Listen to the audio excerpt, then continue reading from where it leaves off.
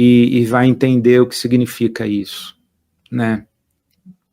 Não somente esse movimento do Trump em relação à Palestina, mas em relação aos imigrantes que estão nos Estados Unidos, né, a força de trabalho dos imigrantes que estão nos Estados Unidos, né, porque quem ouve os discursos, né, por exemplo, a Elaine, boa noite, Elaine, Pastor Ed, não tem como fugir da questão dos brasileiros deportados. É verdade, porque quem ouve determinados discursos de xenofobia e de nacionalismo supremacista, parece que o imigrante que chega numa terra, ele só chega para sugar, para usar, para se beneficiar, para expropriar. Isso os colonizadores fizeram. Os colonizadores chegaram nas terras, como os espanhóis, os portugueses, chegaram na América Latina, chegaram no Brasil, e eles chegaram para expropriar a terra, esmagar a cultura, matar, assassinar e praticar o genocídio contra os habitantes, né? Por exemplo, é interessante a gente falar do descobrimento do Brasil. Como assim descobriu o Brasil? Tinha um monte de gente aqui, meu. Quem descobriu o Brasil? É como se a Europa descobriu o resto do mundo e aí o resto do mundo passou a existir. Quer dizer, é uma leitura da história que está absolutamente ultrapassada, ela não encontra mais lugar.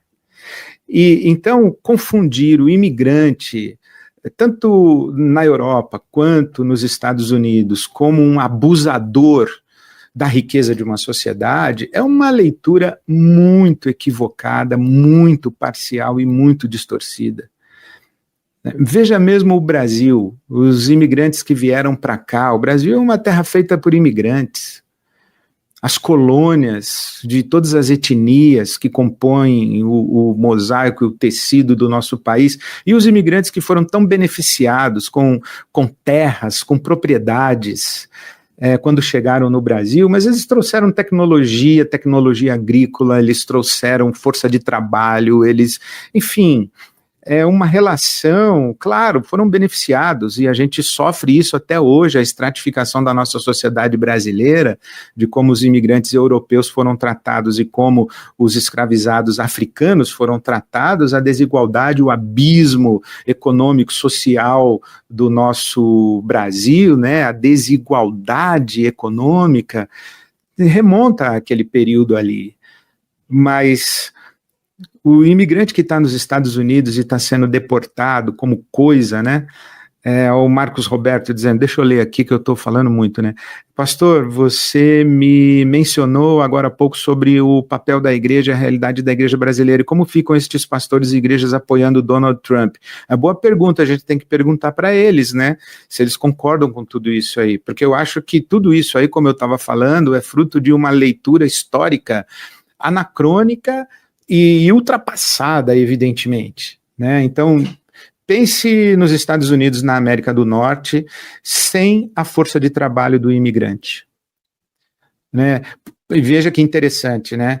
Os gênios de todos os povos que a América seduz com sua riqueza, com suas instituições de ciências, com as suas universidades, isso eles não reclamam, né? Os gênios que saem dos seus países de origem e que vão estudar, trabalhar e desenvolver ciência, tecnologia, ideologia, filosofia, leitura de mundo, tudo na América, né? Então, agora, os pobres das nações que fogem da miséria, da pobreza e das guerras e das dificuldades de seus países, e vão para a América do Norte, quer dizer, é tudo muito estranho demais, não tem como a gente aprovar um negócio desse. Agora, é claro que não é simples, né? Pensa o seguinte,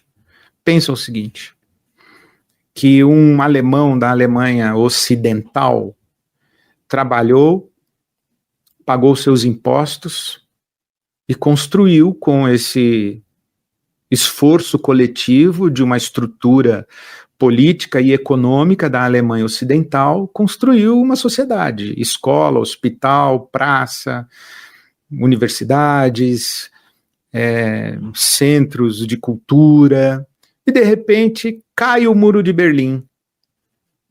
E aí a Alemanha é unificada, e a parte da chamada Alemanha Oriental agora se mescla com uma realidade econômica, política e social completamente diferente. Eram duas Alemanhas com regimes diferentes e completamente diferentes. E agora, como é isso? Pensa num europeu que diz, bom, esse hospital aqui foi construído e agora, quando eu chego, tá cheio de imigrante na sala de espera para uma consulta.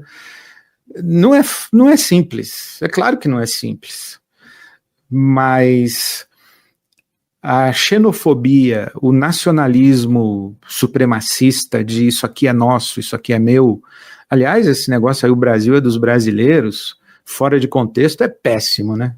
Dá para entender, né, que nós não vamos lotear o Brasil e entregar como se fosse o quintal dos Estados Unidos da América do Norte, mas essa ideia de que a gente tem, isso aqui é nosso, isso aqui é meu, olha aí, as coisas estão tão estranhas que agora estamos presenciando uma rinha de bonés. É verdade, Thaís, é verdade. Eu entendi o Brasil é dos brasileiros, sabe? Mas pensa o Donald Trump com um boné, a América do Norte é dos americanos, fora chicanos, fora brasilianos, fora aqui é nosso. Quer dizer, essa ideia, né? Então, claro que um boné desse na cabeça do Trump é completamente diferente de um boné desse na cabeça do Lula, mas a ideia está aí. O reforço do conceito está aí. Né? E o que é que destrói a cultura mundial? E o que é que promove as guerras? É essa disputa por território, por riqueza natural e por distribuição de riqueza econômica. E quando a gente enxerga que existe um mundo que tende para uma cultura de universalização e de fraternidade mundial, e um mundo que tende para uma cultura de nacionalismo, patriotismo, de exclusivismo, e acaba cultivando diferentes expressões de xenofobia, a gente está diante de duas possibilidades de civilização. E o jeito em que as coisas estão não me agradam em absolutamente nada.